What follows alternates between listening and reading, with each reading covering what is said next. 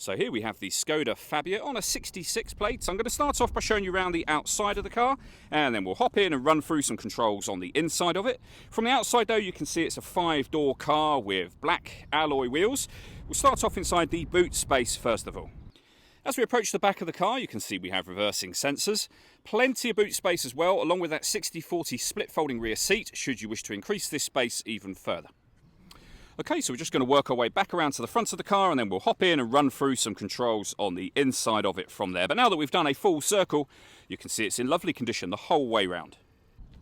Just briefly before we climb in, I think it's well worth seeing the interior from this exterior point of view. There's plenty to run through on the dashboard, so let's hop in and we'll do that right now.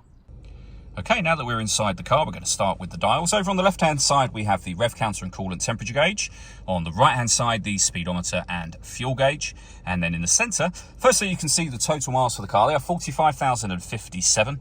Above that, we have a digital readout for the speedometer. You can change that for various bits of information. We're on the driving data menu at the moment, but there are other menus available to you as well. Any of these can be displayed in that central section, and they are all accessed via the buttons on the right hand side of the steering wheel just here. We have our stereo and phone controls as well, and then over in the centre, the main touchscreen, which is where, amongst other things, you will of course pair up your phone. Firstly, with regards to the radio, this car, as you can see, has got DAB radio, also has FM and AM as well. If you want to listen to your own music, you can do. There's a number of ways of doing that, and they include Bluetooth audio. So once you pair up your phone, not only can you make and receive phone calls, you can also stream your music wirelessly as well. Pairing your phone is easy, just hit the phone button and then follow the instructions on screen from there. We have the main volume for the stereo in this section, of course. And as we work our way down, deadlock, so you can lock and unlock the car doors from the outside, our rear heated screen, and our hazard warning lights, and then the air conditioning for the car. So you can adjust the temperature, fan speed, and the direction the air is being distributed in.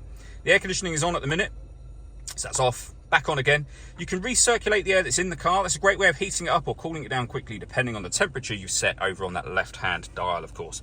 We have 2 cup holders. You can see there the locking wheel nut key as well, and a 5-speed manual gearbox. The last thing I wanted to mention is the panoramic glass roof on this car. As you can see, we do have sun blinds that will open manually from the rear to the front and from the front to the rear, but that lets in a huge amount of extra light when you open those up. All that leaves me to say is thank you for taking the time to watch this video. If you'd like to come and see the car for yourself and have a test drive, please feel free to give us a call here at West Horsley Motors. We'd love to hear from you soon.